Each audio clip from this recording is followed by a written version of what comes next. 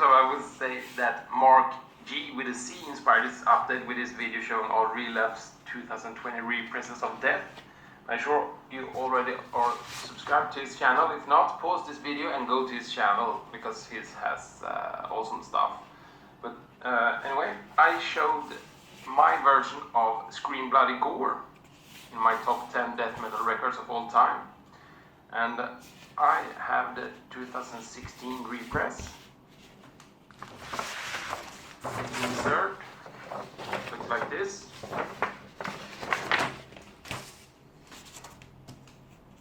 And the record is on black vinyl.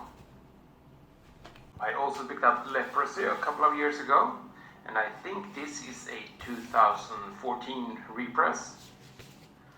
The inserts look like this. And the record is also on black vinyl.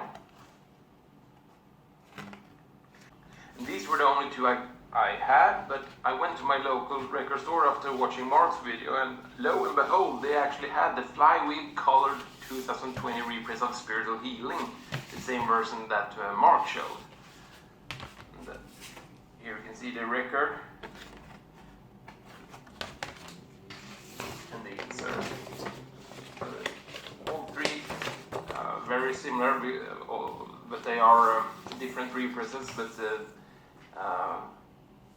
Relapse does a great job, and I think all three records are great, but my preferred is still Scream Bloody Gore. This was the first one I heard.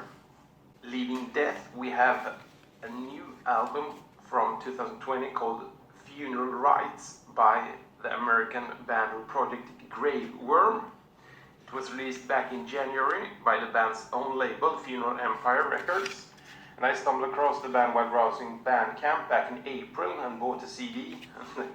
The package is postmarked April 24th and it arrived the 28th of August, so it took 4 months.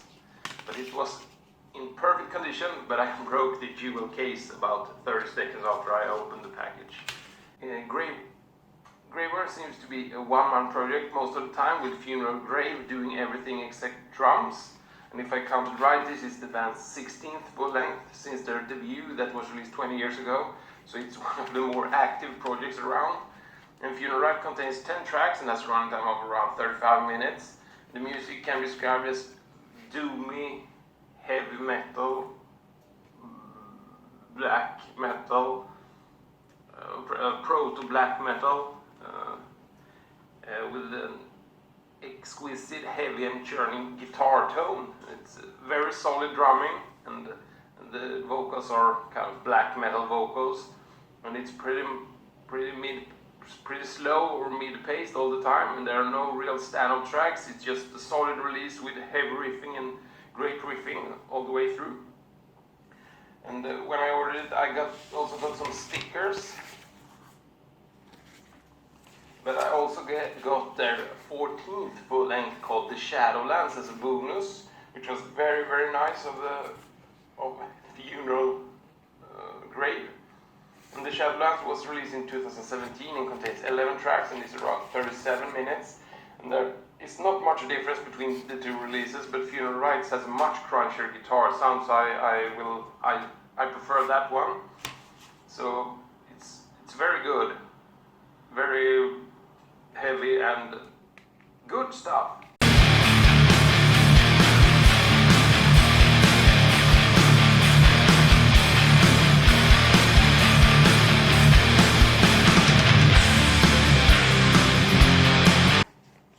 And lastly, we have a record that was supposed to be featured on my top 10 thrash records of all time, but I did not have a physical copy of it, and I've been looking for it forever, but it's extremely expensive no matter the format and the release.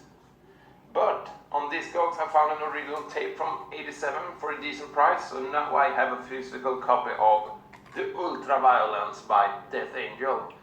It was put out through Enigma Records.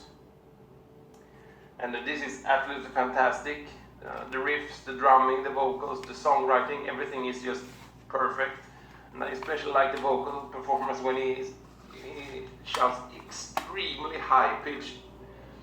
It's like in Kill Us One And in my favorite track is Mistress of Pain, where he sings "Nothing can be heard but your," and then one of the highest notes I have ever heard, he shrieks, your screams in the night. It's fantastic. Even maybe the 200th time I hear it, it always puts a smile on my face. It's so extremely fun, and the riffing is excellent, and the tape is it's great quality, even though it's a little battered and it's over 30 years old. It still sounds very good, and you have the lyrics in the insert big card.